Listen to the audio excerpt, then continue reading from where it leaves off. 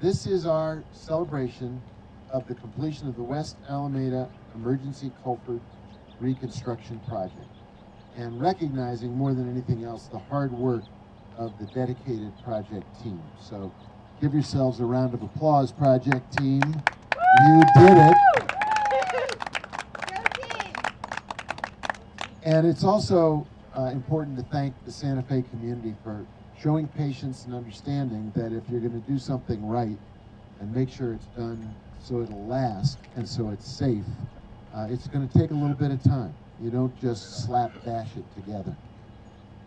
This project is much more than just repaving a road.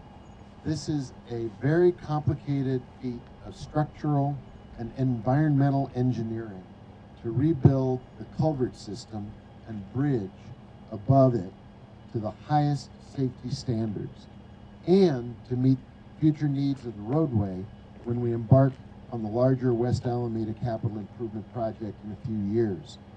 Now, why did we do this? Why did we have to do this? The road collapsed because it lacked the necessary structural elements for long-term stability and safety. It didn't have a header wall, there was no outfall structure, and downstream armoring of the channel for the arroyo.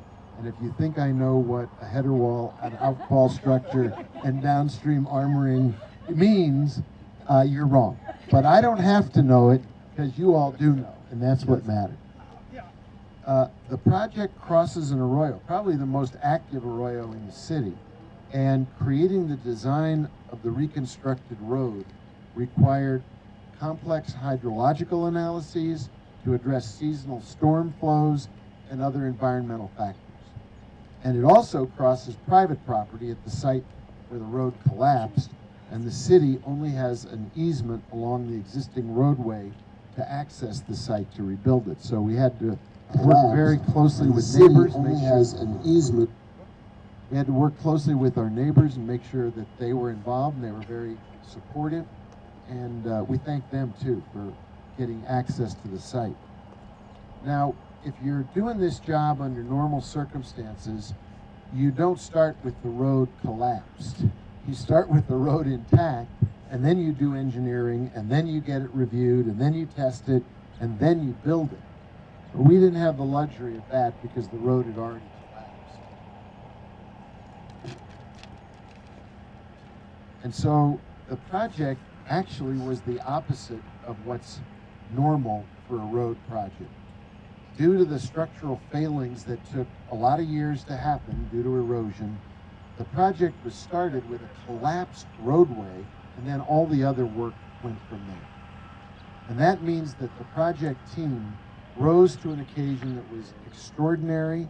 They had to redesign and rebuild the roadway, complete it on an accelerated timetable, prioritize not only keeping within budget, but also maintaining the highest standards of safety and structural integrity.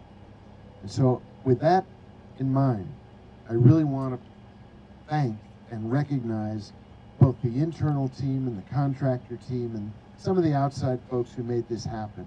First, internally, Regina's not here. Our Public Works Director, Acting Complete Streets Director, and Project Leader, Regina Wheeler. She's at a family reunion, but let's give it up for Regina.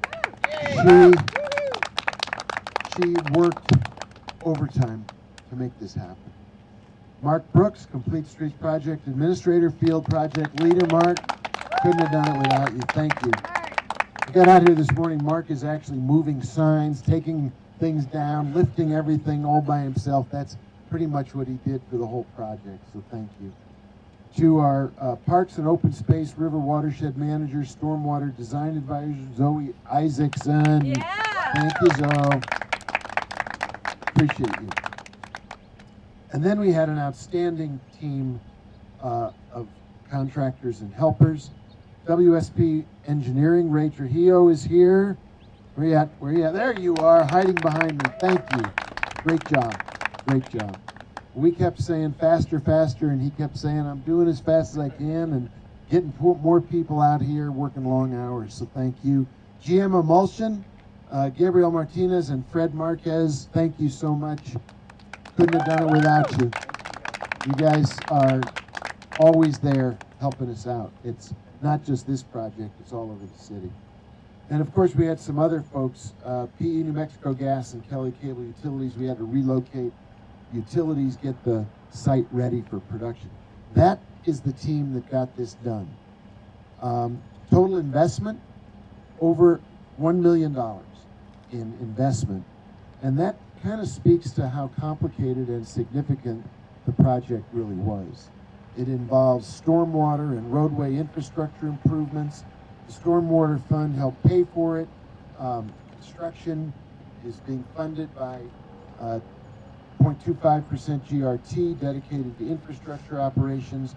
But the main message today is it got done the right way. It got done so it'll last at least 50 years. And more than that, it's built to support our future needs for this roadway, so it won't have to be redone when we improve the rest of this road. It's going to last. It's going to be a really significant investment, and all the thanks go to our project team and the people who made it happen. So one more round of applause to everybody who got this work done.